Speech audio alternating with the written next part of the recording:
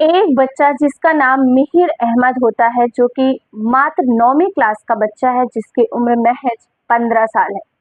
वो अभी लगभग 1 घंटे पहले ही स्कूल से घर लौटा था और स्कूल से घर आने के बाद वो अपने आप को कमरे में बंद कर लेता है और उसके महज 1 घंटे के बाद अपनी अपार्टमेंट के 26वीं मंजिल से कूद जाता है और जिसकी ऑन द स्पॉट मौत हो जाती है।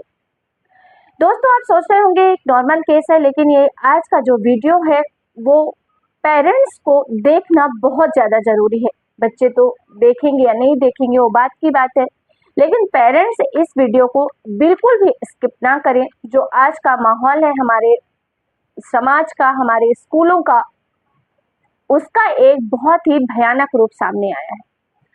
दोस्तों नमस्कार, मैं ज्योति सिंह आपके अपने चैनल क्राइम शूट में आप सबका हार्दिक स्वागत करती हूँ। मैं कोशिश करती हूँ कि आपको अच्छी से अच्छी और सच्ची से सच्ची ऐसी जानकारी जो आपके काम आए, जिससे आपको सीख सके, अपने जीवन में कुछ सावधानियां बरत सके, बताने की पूरी कोशिश करती हूँ। दोस्तों, ये जो सच्ची घटना है ये है केरल के एर्नाकुलम की। यहाँ पर त्रिपुराथुरा स्थित अपार्टमेंट के 26वीं मंजिल से एक लड़का, जिसकी उम्र मात्र 15 साल थी, नाम था मिहिर अहमद। वो 15 जनवरी 2025 को जब स्कूल से घर वापस लौटता है, उसके बाद वो लगभग 1 घंटे के बाद वो अपने 26वीं मंजिल अपार्टमेंट से जंप कर जाता है, जिसमें आकर वो तीसरी मंजिल के जो एक कवर्ड एरिया था वहां आकर वो गिरता है, जिसकी ऑन द स्पॉट मौत हो जाती है। लेकिन दोस्तों, इस केस की जो सच्चाई थी, जो उस बच्चे की माँ, जिनका नाम होता है राजना, उन्होंने जो खुलासा किए हैं, जो सबूत पेश किए हैं, वो हमारे समाज के, हमारे जो आज की ग्लोबल स्कूलें हैं, हाई सोसाइटी स्कूलें हैं, बहुत अच्छी मानी जाने वाली स्कूलें हैं, उसका एक भयानक रूप सामने आया है।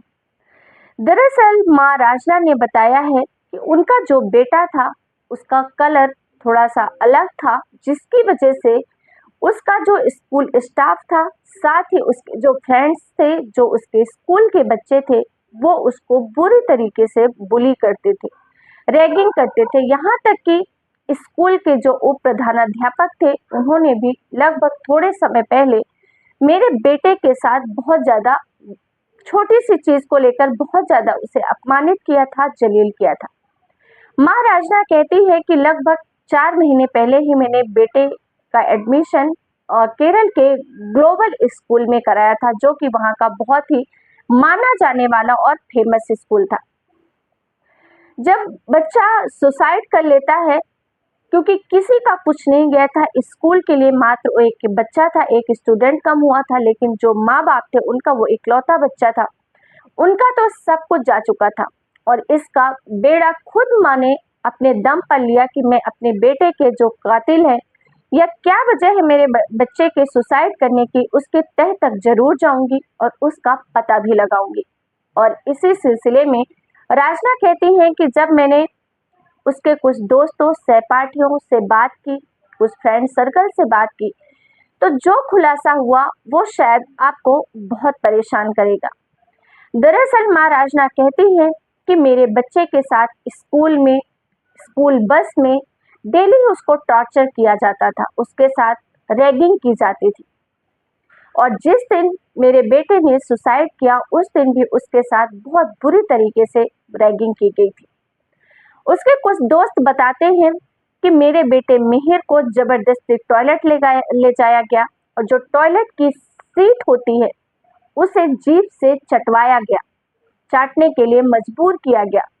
इतना ही नहीं, जब टॉयलेट को फ्लश करते हैं और फ्लश करते समय जो वो गंदा पानी था, जो उसका पोटी था या जो उसमें जो गंदगी थी, जब वो उसको फ्लश किया गया, उस वक्त मेरे बेटे का मुंह उसी फ्लश के टॉयलेट के अंदर डाला गया। मेरा बेटा इतना ज्यादा टूट चुका था और उसकी वजह से उसने सुसाइड की। और इसके लिए उन्होंने अपने इंस्टाग्राम पर कई सारे स्क्रीनशॉट जो चैट के हैं, सोशल मीडिया में कुछ पोस्ट किए गए हैं, उससे रिलेटेड उन्होंने शेयर भी किया है। साथ ही वो कहती हैं कि इसके लिए स्कूल प्रशासन भी जिम्मेदार है।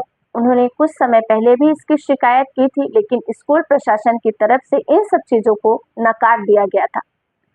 साथ ही वो कहती हैं कि जब मेरा बेटा मर गया और जब उसके उन कलीग्स को पता चला जो उसके साथ बुरा बर्ताव करते थे, इसका बाकायदा उन लोगों ने जश्न मनाया।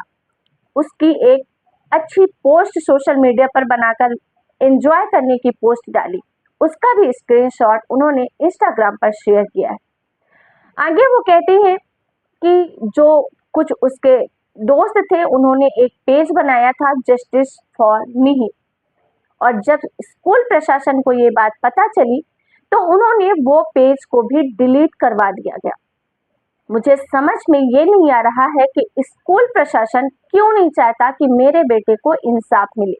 और जब मैं इसकी बात करने उस स्कूल के प्रधानाध्यापक से गई तो कहते हैं कि ये पुलिस का मामला है, सिर्फ पुलिस ही एक केस को सॉल्व करेगी, इसमें हम अपने स्कूल के बच्चों को इन्वॉल्व नहीं करेंगे। लेकिन क्यों नहीं करेंगे, मेरा ये सवाल है। आज ये दुखद घटना मेरे बच्चे के साथ हुई है, कल किसी भी बच्चे के साथ हो सकती है, और इसके बारे में अवेयर रहना, बच्चों को नॉलेज होना बहुत ज्यादा जरूरी है। माँ राजना और जिनके पति का नाम सलीम है, जो कि मिहिर के पापा हैं, उन्होंने ये प्रण किया है कि चाहे कुछ भी हो जाए, जिन लोगों ने भी मेरे बेटे को इस अवस्था तक पहुंचाया है, उनके सामने कठोर कानून को सामना करना पड़ेगा। मैं किसी भी कीमत पर उन बच्चों को नहीं छोड़ूंगी, क्योंकि उन्होंने एक आपराधिक कृत्य किया है। रैगिंग ऑलरेडी एक अपराध है, लेकिन पहले सुनने में आता था कि शायद कॉलेजों में होता है, लेकिन आज महज 9वीं में पढ़ने वाला छात्र, जिसकी उम्र महज 15 साल थी, वो इस रैगिंग से इस कदर टूट गया कि उसने अपनी जीवन लीला ही समाप्त कर ली। और ऐसे में सभी पेरेंट्स से मेरी एक ही अपील है, आप अपने बच्चे को किसी भी हाई प्रोफाइल स्कूल में भेजते हो, लेकिन आप अपने बच्चे से हमेशा बात करते रहिए कि उसके स्कूल में क्या हो रहा है, उसके बस में क्या हो रहा है, कोई उसके साथ अभद्र व्यवहार तो नहीं कर रहा, कोई उसकी रैगिंग तो नहीं ले रहा। आपकी जिम्मेदारी बनती है, और अगर आपको कभी ऐसा लगता है तो आप तुरंत ही पुलिस प्रशासन को भी इसकी इंफॉर्मेशन दे सकते हैं, अगर स्कूल प्रबंधन आपकी शिकायत पर कोई भी कार्यवाही नहीं करता है तो। दोस्तों, जो मां राजना है, उन्होंने केरल के मुख्यमंत्री पिनाराई विजयन और डीजीपी जी से पर्सनली मिलकर उनसे रिक्वेस्ट की है कि उनके बेटे के कातिलों को जल्द से जल्द सजा मिले, और साथ ही रैगिंग के खिलाफ ठोस से ठोस कानून बनाने की भी उन्होंने अपील की है। और उन्होंने कहा है कि हमारे इस केस में जल्द से जल्द कार्रवाई की जाए, क्योंकि जो सबूत हैं वो डिजिटल हैं, और अगर देरी की गई तो शायद जो कातिल हैं, जो अपराधी हैं, वो इस डिजिटल सबूत को मिटा भी सकते हैं, और इसके बाद शायद उनका केस कमजोर हो जाए। तो दोस्तों, ये बहुत ही हैरानी भरी बात है कि हमारी सोसाइटी के स्कूलों में इतना सब कुछ हो रहा है और हमारे बच्चे नहीं समझ पा रहे हैं, नहीं झेल पा रहे हैं, और जिसके कारण वो ऐसा बड़ा कदम उठा ले रहे हैं। बहुत ही गलत बात है। आप पेरेंट्स प्लीज अपने बच्चों पर ध्यान दीजिए और स्कूल प्रबंधन से जरूर बात कीजिए। अगर आपको ऐसी कोई भी थोड़ी सी भी सूचना मिलती है, आप बड़ी घटना, बड़ी वारदात का इंतजार ना करें। आपका एक छोटा सा कदम आपके बच्चे की जान बचा सकता है। दोस्तों, ये सच्ची घटना को सुनाने का उद्देश्य आप किसी की भी भावनाओं को ठेस पहुंचाना नहीं है, बल्कि आप सबको सतर्क करना है, जागरूक करना है। सुरक्षित रहिए, सावधान रहिए। फिर मिलेंगे एक नई सच्ची क्राइम घटना के साथ। तब तक के लिए आप सबका बहुत बहुत धन्यवाद। जय हिंद, जय भारत।